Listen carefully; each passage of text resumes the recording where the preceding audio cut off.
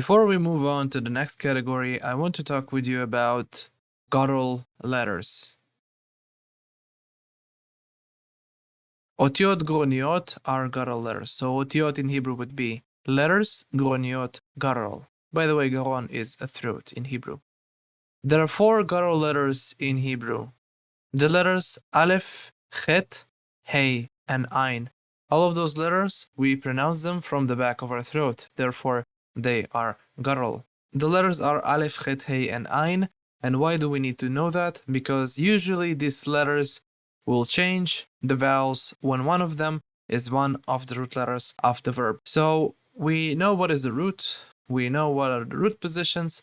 We saw regular pa'al verbs. So starting from the next lecture, we're going to start covering what happens when a certain guttural letter is one of the root letters. So we're going to take it step by step. We're going to see what happens when the first root letter is guttural, what happens when the second root letter is guttural, and what happens when the third root letter is guttural. So those are the guttural letters, Aleph, Chet, Hey, and Ain. That's it for this lecture. I'm going to see you guys in the next one.